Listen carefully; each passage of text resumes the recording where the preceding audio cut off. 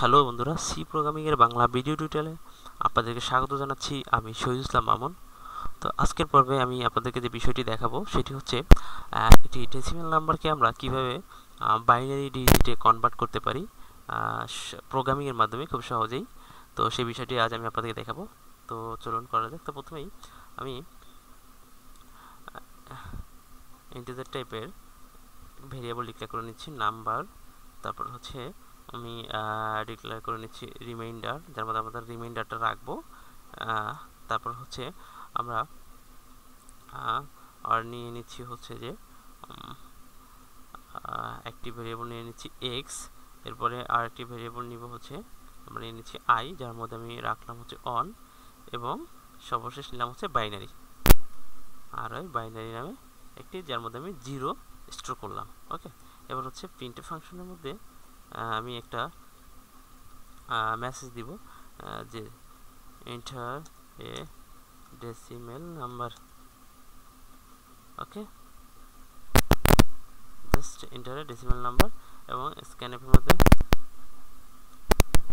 সেটাকে আমরা ইনপুট নিব পার্সেন্টেজ ডি, এবং রাখবো কোথায়, সেটা হচ্ছে রাখবো গিয়ে আমরা নাম্বারের মধ্যে। ওকে, তো এখানে এখানে আমাদেরকে এন নাম্বার ইউজ করতে হবে, এবং হচ্ছে যে আমরা এটাকে করে নিলাম।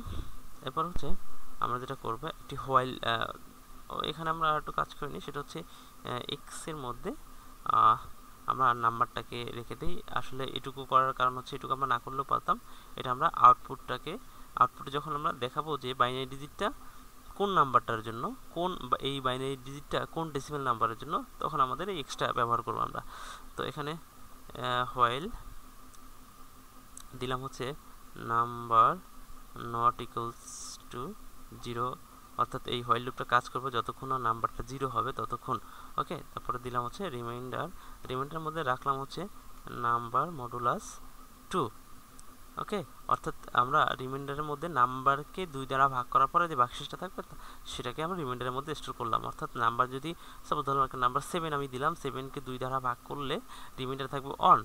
হ্যাঁ, সেই অন রিমাইন্ডারের মধ্যে স্টোর হয়ে যাবে। ওকে, এরপর হচ্ছে নাম্বারটাকে আমি দিলাম হচ্ছে যে নাম্বার ডিভাইডেড বাই 2, অর্থাৎ নাম্বারকে 2 দ্বারা ভাগ করার পরে যেটা থাকবে সেটা নাম্বারের মধ্যে আমরা স্টোর করলাম। এরপর হচ্ছে দিলাম হচ্ছে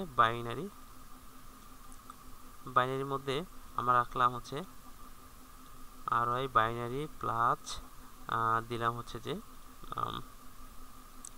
রিমাইন্ডার ইনটু হচ্ছে আই। ওকে, দ্যাট মিনস এখানে কি হচ্ছে, বাইনারিতে যেহেতু বাইনারিতে আমরা 0 স্টোরেজ করেছিলাম, তাহলে 0 প্লাস রিমাইন্ডার এখানে পাওয়া গেল অন, যদি আমরা 7 দিই, এবং হচ্ছে তাহলে হচ্ছে যে 0 প্লাস অন ইন্টু আয়ের মান আমরা অন দিয়েছি, তাহলে হচ্ছে কি অন। প্রথমে বাইনারির মধ্যে আমাদের অন স্টোর হচ্ছে। এরপরে আমরা আয়ের মানটাকে আমরা চেঞ্জ করব। কীরকম করব সেটা হচ্ছে আমরা দিব আয়ের মানটাকে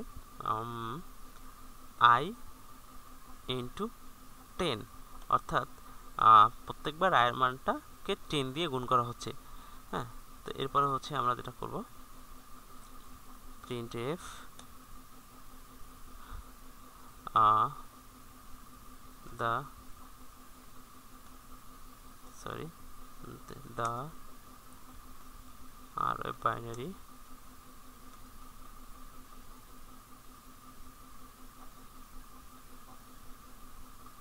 the binary number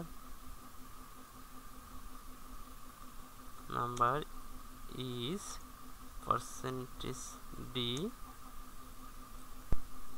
for percentage d। ওকে, তাহলে আমরা এখানে ইউজ করলাম হচ্ছে বাইনারি, আর এই বাইনারি, এবং হচ্ছে এখানে আমরা দিব এক্স। এখন এখানে দেখুন, আমরা যদি এই নাম্বারটাকে এক্সের মধ্যে না স্টোর করতাম, তাহলে আমরা যদি এখানে নাম্বার ইউজ করতাম তাহলে কিন্তু এখানে 0 দেখাতো। কারণ হচ্ছে এইটা হোয়াইল লুপের কন্ডিশনটা যখন বারবার কাজ করবে, যখন 0 হয়ে যাবে তখন এখানে কিন্তু 0 হয়ে যাবে যদি আমরা নাম্বার ইউজ করতাম। এই জন্যই আমি এক্সের মধ্যে নাম্বারটাকে রেখেছি। তো এরপরে যদি এখন আমরা রান করি, এবং সাপোজ আমরা এখানে দিলাম হচ্ছে 10, তো আমরা জানি যে the binary number is 1010 for 10 for এখানে 38 লিখে দিই ফর ডেসিমেল এখানে ফর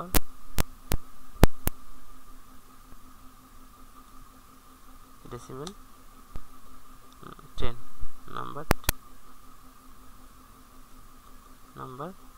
10 ওকে এখন দেই